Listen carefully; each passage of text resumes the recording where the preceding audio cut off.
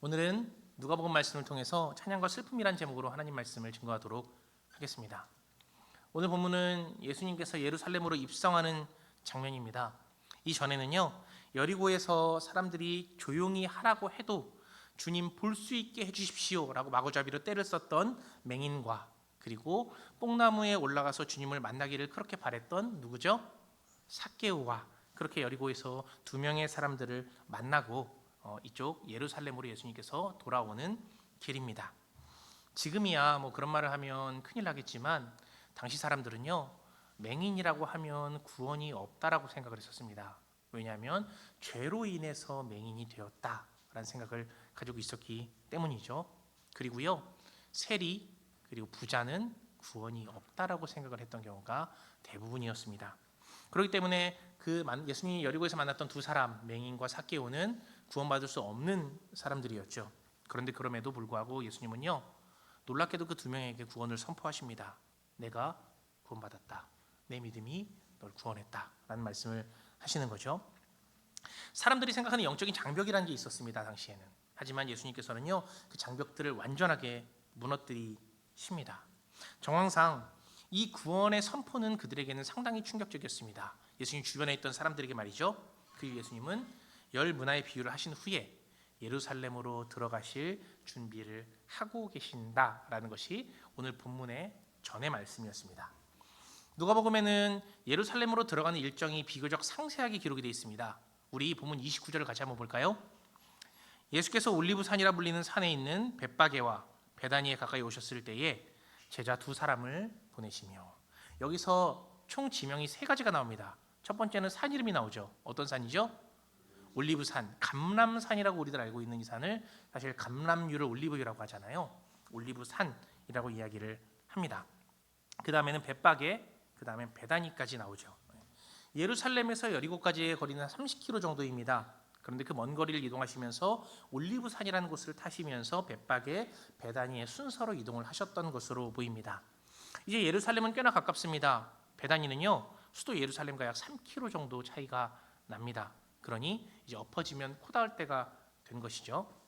그쯤에 다가왔을 때에 예수님이 제자들에게 한 부탁을 하십니다. 나귀 한 마리를 구해오너라. 그 나귀의 용도가 바로 예수님이 성에 들어가실 때 타고 가실 용도였습니다. 질문을 하나 드리겠습니다. 예수님은 온 세상의 왕이십니까? 네, 맞습니다. 그리고 예수님은 구원자 메시아이십니까? 맞습니다. 그러면은요, 왕은 원래 성에 들어갈 때 보통 무엇을 타고 가나요? 마차를 타고 가죠. 왕 삐까번쩍한 마차를 타고 가는 게 정석입니다. 하다못해요, 전쟁에서 승리한 장군 또는 전쟁에 나갈 장군도 뭘 타고 가요? 말을 타고 가잖아요. 특히 승리는 이제 백마를 타고 가는 경우가 많은데, 그런데 주님은 마차를 구해오라도 아니고 말을 구해오라도 아니고 무엇을 구해오라고요? 나귀 한 마리를 구해와라. 새끼 나귀 한 마리를 구해와라 라고 하십니다. 왜 그러셨을까요? 그 이유가 이것입니다. 스가랴서 9장 9절이죠. 도성 시온아 크게 기뻐하여라. 도성 예루살렘아 환성을 울려라. 내 왕이 내게로 오신다. 그는 공의로운 왕, 구원을 베푸시는 왕이시다. 그는 온순하셔서 나귀, 곧 나귀 새끼인 어린 나귀를 타고 오신다. 스가랴 예언자가 선포한 하나님의 말씀입니다. 공의로우신 왕, 구원을 베푸시는 왕이 무엇을 타고 오신다고요? 나귀, 그것도 새끼 나귀, 나귀 새끼를 타고 오신다는 겁니다. 이 예언대로 예수님은 예루살렘 성에 입성하실 때에 나귀 새끼를 타고 올라가시는 거죠. 주님은 위엄이 있지만 그 위엄을 자랑하려 오신 왕이 아니었습니다. 능력이 있지만 전쟁을 치르러 오신 개선 장군도 아니었습니다. 온유하시고 평화로우신 왕으로 그 나귀를 탄 모습으로 예수님이 예루살렘 성에 들어가시는 거죠. 제자들이 드디어 나귀를 구해왔습니다. 그리고 이런 행동을 합니다. 35절과 36절입니다.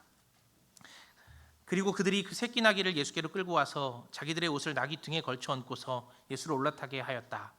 예수께서 나아가시는데 제자들이 자기들의 옷을 길에 깔았다. 먼저 나귀를 구해온 그들이 나귀 등에 옷을 얹습니다.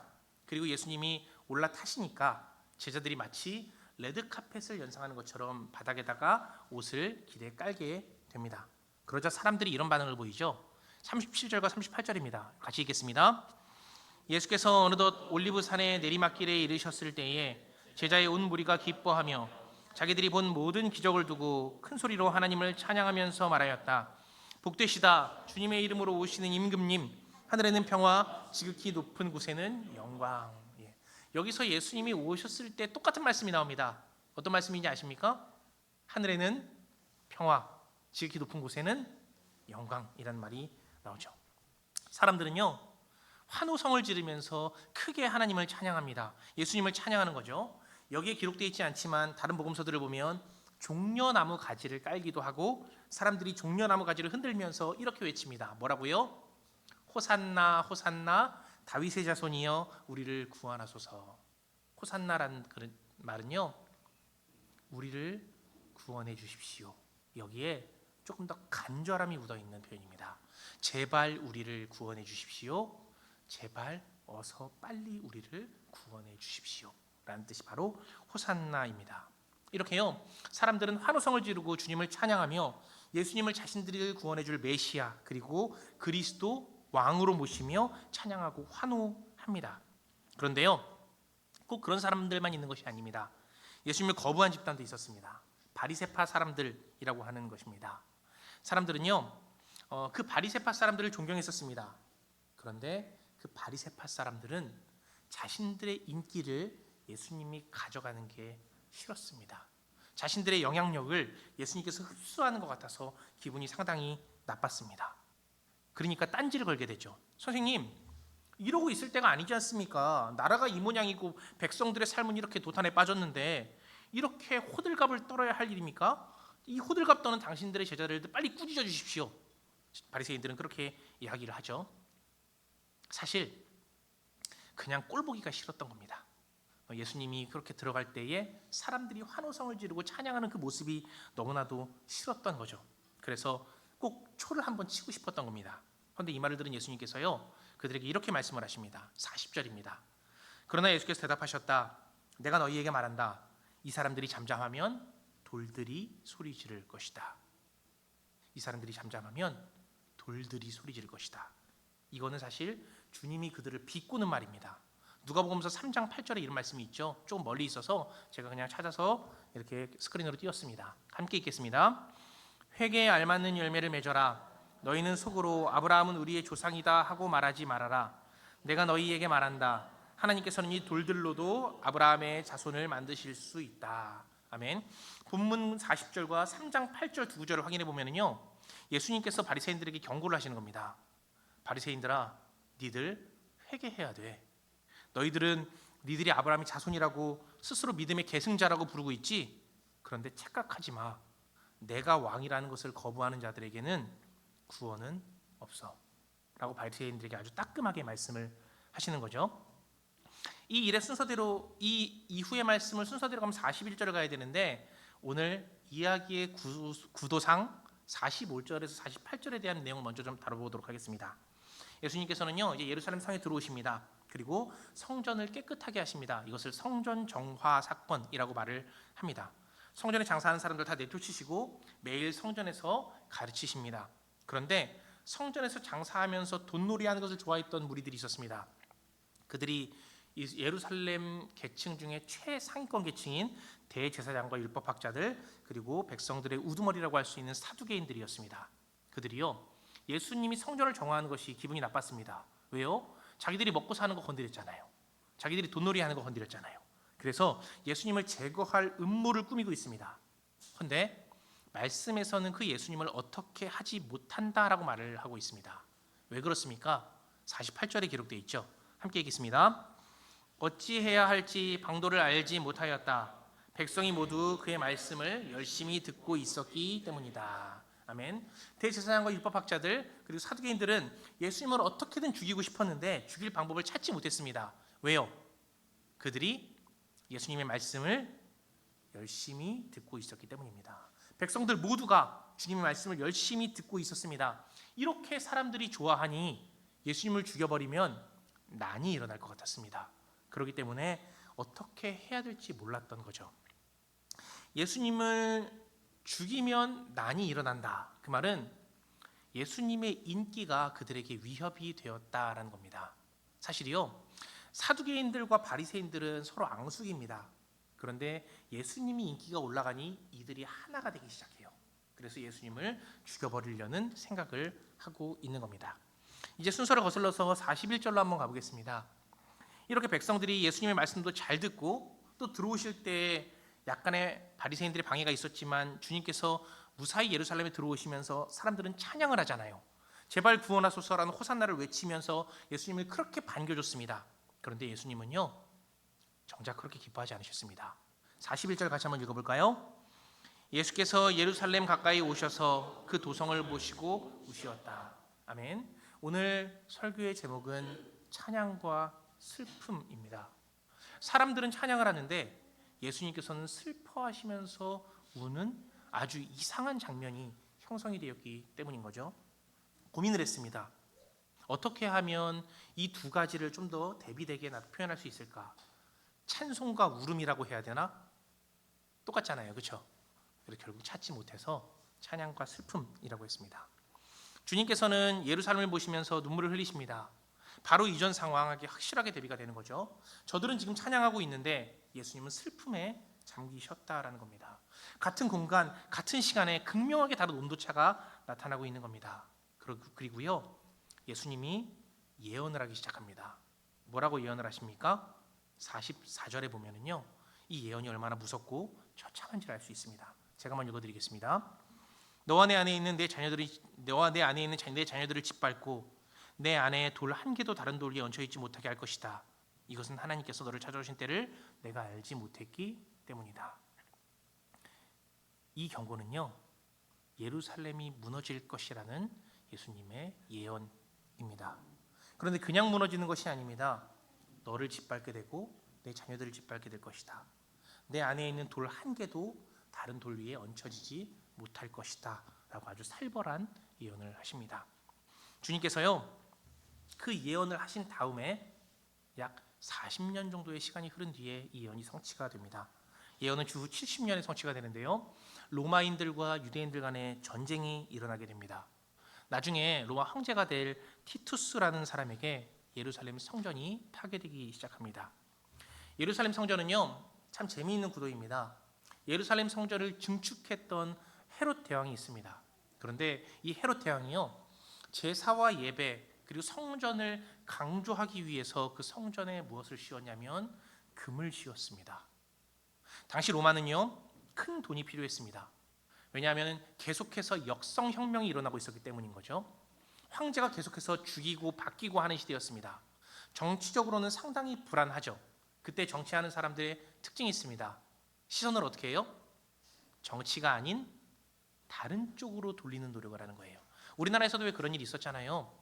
군사정권 때에 왜 스포츠를 이렇게 활성화시켜서 자꾸 시선을 분산시키려고 애를 썼었잖아요. 로마 시대 때도 그랬습니다. 로마 시대에서는요, 그런 어려운 정치적 사정을 위해서 스포츠를 활성화시키는 겁니다. 그 스포츠가 당시에는 콜로세움이라고 하는 원형 경기장 안에서 이루어졌었습니다. 대규모 원형 경기장을 지으려고 했더니 뭐가 없어요? 계속된 전쟁으로 인해 돈이 없는 겁니다. 돈이 없으니 이왕 전쟁을 하고 있는 예루살렘에서 그 씌워져 있는 금을 다 벗겨버려야겠다라는 생각을 하게 된 거죠. 그리고 헤롯 대왕은요, 그 성전을 더 호화롭게 짓기 위해서 돌 하나하나 사이에다가 보석을 박아놨었습니다. 그러니 전쟁에서 승리할 때 전리품을 조금이라도 취해가야 되잖아요. 그러니 돌을 어떻게 해요? 다 깨부시는 거죠. 깨부시면서 하나하나의 돌들을 다 박살을 내는 겁니다. 이것이 예수님께서 말씀하셨던 돌 위에 돌 하나도 남지 않을 것이다 라는 것이 정확하게 성취가 되는 역사를 보게 된 것이죠. 그렇게 이스라엘 백성들과 자녀들은 무참히 짓밟히게 됩니다. 그리고 예수님을 부정하고 부인했던 예루살렘은 심판을 당합니다. 여기까지가 오늘 말씀의 내용입니다. 그런데요, 성도님들, 뭔가 좀 언밸런스하죠. 이상하죠. 뭐가 이상해요? 분명히 백성들이 예수님이 들어갈 때는 그렇게 좋아했잖아요. 환호했잖아요. 나귀를 타신 주님께 종려나무 가지를 흔들면서 우리를 구원하소서 그리스도여 메시아여라고 그 믿음의 고백을 했잖아요.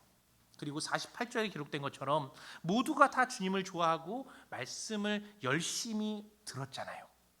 그런데 왜 예루살렘 성전을 돌 하나도 남김없이 다 파괴가 되었을까? 이 내용이 좀 이상합니다. 왜 예수님은 그 찬양 가운데에서 슬퍼하며 눈물을 흘리시며 심판을 선포하셨을까? 이 질문을 잠깐 접어두고 다른 이야기를 한번 해보겠습니다. 예수님 시대 때는 예루살렘 성전이라는 것이 있었죠. 그것의 기원에 대해서 잠깐 이야기를 나누겠습니다. 우리가 지난주에 보았던 요셉 시대만 해도요, 성전이라는 것이 없었습니다. 야곱 시대 때는 당연히 없었겠죠. 그러니 하나님을 예배할 때는 그냥 아무 데서나 예배를 드렸습니다. 왜? 야곱이 낮잠 자다가 예배할 때니까 일어나가지고 뭘 해요? 그 돌에다가 기름을 붓잖아요.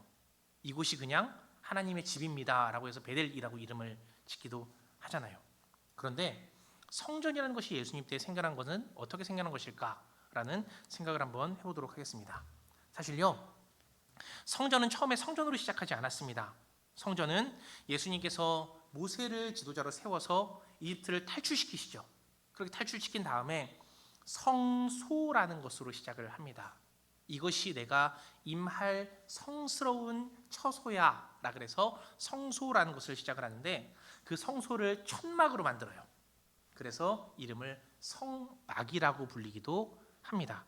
요새의 성막, 요새의 천막, 모세의 성소 이렇게 불리기도 한다라는 거죠. 하나님이 임하시는 거룩한 장소였습니다. 이곳에서 사람들이 하나님을 만나고, 그리고 또 하나님께 제사를 드리러 온 사람들이 만나게 돼서 모일 회자를 써서 회막이라고 불리기도 합니다.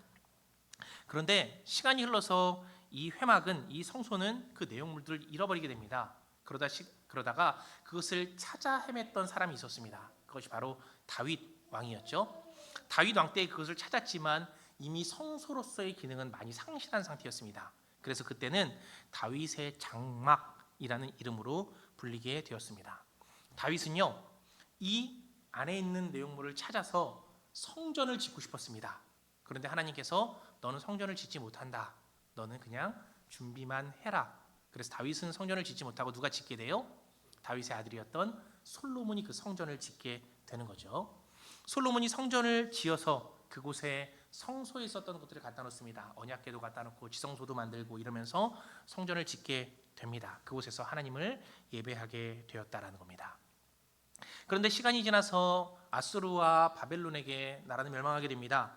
그리고 이스라엘 땅을 다시 페르시아라는 나라가 점령했을 때 고레스라는 왕이 이스라엘 사람들을 본국으로 다시 돌려보내게 됩니다. 돌려보내게 됐을 때에 이미 파괴된 성전을 보면서 슬퍼했던 선지자들이 그 성전을 다시 재건합니다. 학개와 방금 전에 읽었던 스가랴, 그리고 스룹바벨이라는 사람이 성전을 다시 재건하게 되었다는 거죠. 이것이 첫 번째 성전 솔로몬 성전이 아니기 때문에 제2성전이라고 불립니다. 제1의 성전은 솔로몬 성전 1의 성전이고요. 제2성전이라고 부르게 됩니다. 그것이 유지되고 있다가 헤롯 왕 때에 헤롯 왕이 자신의 권력을 위해서 성전을 증축하는 겁니다. 금도 씌우고 돌에다가 보석도 놓고 이렇게 된 것이 지금까지 오게 됩니다. 이해가 되십니까? 네. 모세 때 시대는 성소, 성막, 회막이라고 불렀었고, 다윗의 때는 장막이라고 불렀었고, 솔로몬의 제1성전, 그리고 학개스가랴가 세운, 수르바벨이 세운 제2성전, 지금까지 그 헤롯 대왕은 이 성전을 증축하는 중이다라는 말씀을 드렸습니다. 이렇게 오래되고 깊은 믿음의 유산이었던 성전이 예수님께서 돌 하나도 남기지 않고 박살이 난다라고 말씀을 하셨습니다. 이게 다시 원 질문으로 돌아오겠습니다. 왜 그랬을까요? 사람들이 그렇게 말씀도 열심히 듣고 그렇게 구원의 하나님 호산나 다윗의 자손이여라고 외쳤었는데 왜 이 예루살렘 성전은 심판을 받게 되었을까요? 그 해답이요, 제가 한 주간의 말씀을 묵상했던 말씀 가운데 있더라고요. 이사야서 29장 13절입니다. 이건 개역개정으로 한번 읽겠습니다. 함께 읽겠습니다. 주께서 이르시되 이 백성이 입으로는 나를 가까이 하며 입술로는 나를 공경하나 그들의 마음은 내게서 멀리 떠났나니 그들이 나를 경외함은 사람의 계명으로 가르침을 받았을 뿐이라. 아멘. 이 당시 예루살렘 백성들에게 딱 맞는 말씀이었습니다. 언뜻 볼 때 그들은 하나님을 참 좋아하는 것 같았습니다. 말씀도 열심히 듣는 것 같았습니다. 주님을 환호하고 찬양했습니다. 제발 우리를 구원해 주십시오라고 기도도 드렸습니다. 입으로는 하나님을 공경하는 것처럼 보였습니다. 그런데요, 그들의 마음은 어디에 있었습니까? 그곳에서 멀리 떠나 있었다라는 겁니다. 모두들 하나님의 말씀을 열심히 들었지만 그 말씀이 그냥 사람들의 계명, 교훈 정도로 받아들였다라는 겁니다. 그래서 결국 그들은 심판을 받게 되었습니다. 이 말씀이요, 지금 교회를 출석하고 있는 현대 교인들에게 큰 메시지를 전달합니다. 그들은 매일 하나님의 말씀을 듣죠. 아멘 합니다. 찬양합니다. 기도합니다. 성경을 외우고 필사까지 하기도 합니다. 그런데 그 말씀의 권위가 말씀의 권위가 아닙니다. 과학자들이나 의사들의 이야기와 같은 교훈 정도로 여깁니다. 바꿔 말하겠습니다. 지식이 있고 존경받는 사람들의 말처럼 하나님의 말씀을 대합니다. 예를 들어 볼까요? 우리 흔히 다 알고 있는 상식입니다. 운동을 하면 건강해지고 장수한다라고 말을 하죠. 이것을 철저하게 지키고 받아들입니다. 진리처럼 말이죠. 그런데 에베소서 6장 2절과 3절에 이런 말씀이 있습니다. 내 부모를 공경하라고 하신 계명은 약속이 달려 있는 첫째 계명입니다. 내가 잘되고 땅에서 오래 살 것이다 하신 약속입니다. 이 말씀에 근거해서 한번 제가 설교를 했던 적이 있습니다. 성도님들, 장수하려면요 부모님을 공경해야 합니다 라는 말씀을 드린 적이 있죠. 그때 저는 상당히 부끄러웠습니다. 왜냐하면요 정말 많은 교인들이 있었거든요. 그 교인들이 비웃는 겁니다. 그 말씀을 말이죠. 만약에 제가 그 자리에서 성도님들 오래 사시려면요 운동 꼭 하셔야 돼요, 아무도 비웃지 않았을 겁니다. 그런데 이 말씀을 선포했을 때 저는 그들의 웃음을 보게 되었습니다. 부끄럽더라고요. 제가 부끄러울 정도로 사람들이 웃더라고요. 그런데요, 의사들이 TV에 나와서 오래 살기 위해 뭐 해라 그러면 아무도 비웃지 않잖아요. 그런데 하나님의 말씀은 그렇게 되더라고요. 당시 이스라엘 사람들은요 정말 열심히 말씀을 들었습니다. 예수님이 오기만 하면 5,000명, 10,000명이 모이면서 어떻게든 하나님을 만나기 위해서 애를 썼습니다. 열심히 듣기만 했습니다. 사람들의 교훈처럼 말이죠. 그리고 얼마 지나지 않아서 하나님의 심판이 임했습니다. 그들은 분명 입술로는 호산나, 구원을 상징하는 종려나무 가지를 흔들고 제발 구원해 주세요, 이제 속히 구원해 주세요 라고 외쳤지만 그들에게 닥친 것은 멸망뿐이었다라는 겁니다.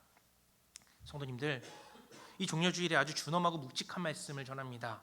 선지자 아모스는요 자칭 하나님의 말씀을 믿는다고 한 이스라엘 백성들에게 이런 말씀을 전했습니다. 너희들이 구원의 날이라고 외쳐대는 그 날이 바로 너희를 심판하는 날이 될 것이다. 너희들이 부르는 찬송곡이 너희들을 죽음으로 이끄는 장송곡이 될 것이다 라는 말씀을 아모스 선지자는 그렇게 말씀하고 있는 거죠. 우리는요 두려워해야 한다라는 겁니다. 나는 하나님의 말씀을 듣고 따르고 실천하고 있는가? 그 말씀을 어느 정도의 권위로 대하고 있는가라고 생각을 해봐야 한다라는 거겠죠. 예루살렘 성전은 이렇게 멸망했습니다. 그런데 성전의 기원이 되었던 모세 성막을 지을 때에 이런 일이 있었습니다. 우리 한번 찾아보도록 하겠습니다. 출애굽기 39장으로 가보겠습니다. 출애굽기 39장, 저도 같이 성경을 보면서 말씀을 드리도록 하겠습니다.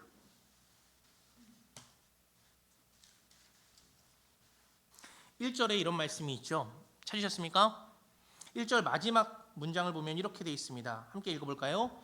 그들은 이렇게 주님께서 모세에게 명하신 대로 아론의 입을 거룩한 옷을 만들었다. 아멘. 5절 같이 볼까요?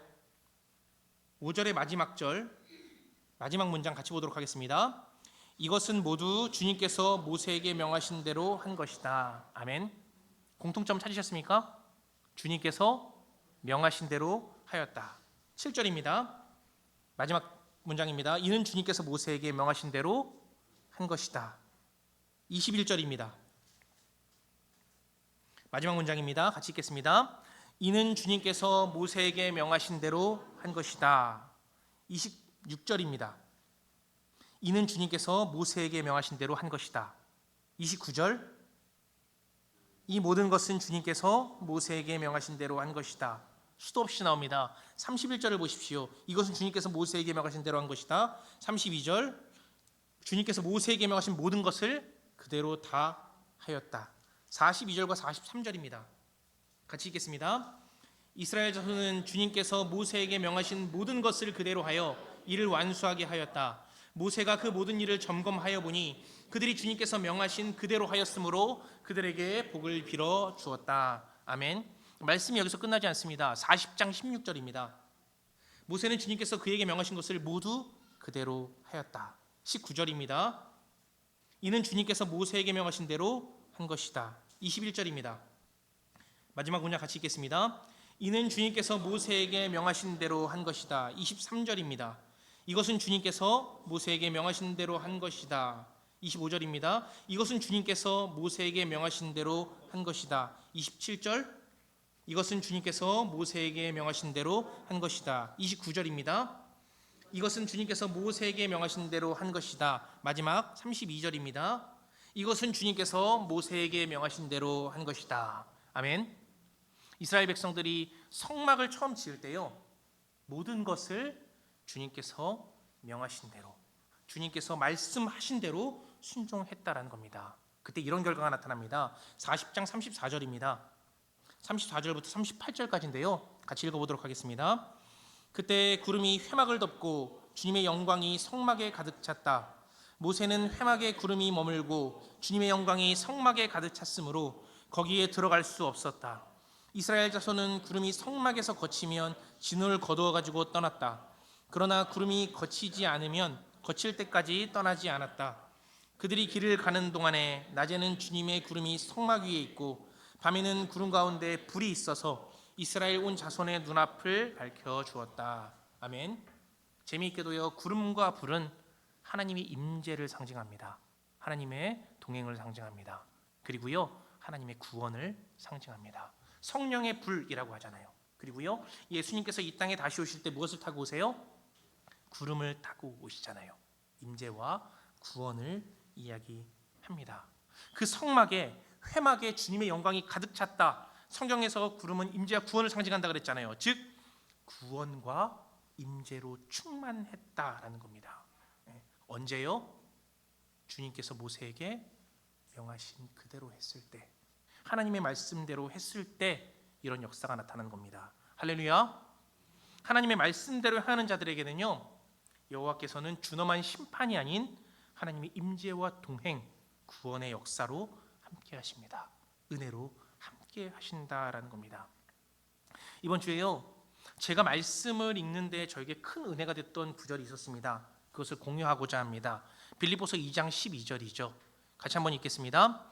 그러므로 사랑하는 여러분, 여러분이 언제나 순종한 것처럼 내가 함께 있을 때뿐 아니라 지금과 같이 내가 없을 때에도 더욱더 순종하여서 두렵고 떨리는 마음으로 자기의 구원을 이루어 나가십시오. 아멘. 여기서 놀랍게도 하나님께 구원이 있다고 얘기했던 사도 바울이 이런 말을 합니다. 두렵고 떨리는 마음으로 자기의 구원을 이루어 나가십시오. 어떻게 해서요? 더욱더 순종하여서, 하나님의 말씀에 더욱더 순종하여서 구원을 이루어 나가십시오. 방법이 어떻게 되는 겁니까? 16절에 나와 있습니다. 같이 한번 더 읽겠습니다. 생명의 말씀을 굳게 잡으십시오. 그리하면 내가 다름질한 것과 수고한 것이 헛되지 아니하여서 그리스도의 날에 내가 자랑할 수 있을 것입니다. 아멘. 생명의 말씀을 굳게 잡으십시오. 설렁설렁 잡지 마십시오. 아주 굳게 잡으십시오. 그래서 내가 열심을 낸 것과 수고한 것들이 헛되지 않게 하십시오. 그리고 그리스도의 구원의 날에 내가 주님 앞에서 예수님, 나 말씀 붙잡고 여기까지 왔습니다. 이 생명의 말씀을 내 생명처럼 붙잡았습니다라고 자랑할 수 있을 것입니다. 라고 말씀은 증거합니다. 사랑하는 성도님들, 우리요 말씀을 붙잡아야 합니다. 살살 잡아서는 안 됩니다. 그 말씀을요 세게 붙잡아야 합니다. 이 말씀을 다르게 표현하겠습니다. 말씀이신 예수 그리스도를 붙잡아야 합니다. 예루살렘 성전은요 그분을 붙잡지 않았습니다.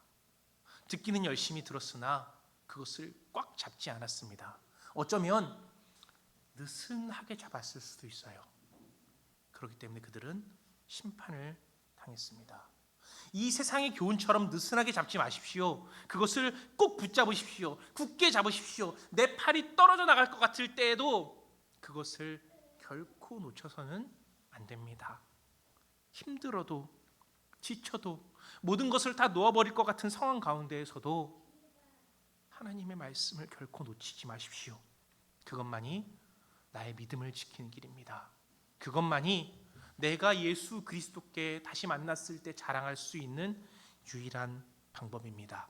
그리고 그것만이요, 구원을 이루어갈 수 있는 단 하나의 길이기도 합니다. 성도님들, 제발 이것을 잊지 마시고 목숨을 다해서 말씀을 지키시기를 소망합니다. 이 종려주일에 우리가 무엇으로 구원을 얻을까? 하나님의 말씀입니다. 말씀만 붙잡고 걸어나가는 하이사랑 성도님들이 되시기를 예수님의 이름으로 축원합니다. 네, 이제 한 번 더 주님의 뜻을 물으며 우리 침묵으로 기도하겠습니다. 하나님께서 오늘 나에게 무슨 말씀을 하셨습니까? 나의 생각을 바꾸라는 것은 없었습니까? 더 나아가서 이건 내가 행동으로 결단해야 할 거야 라고 말씀하신 것은 없었습니까? 우리 다 같이 1분 동안 침묵 가운데 기도하겠습니다.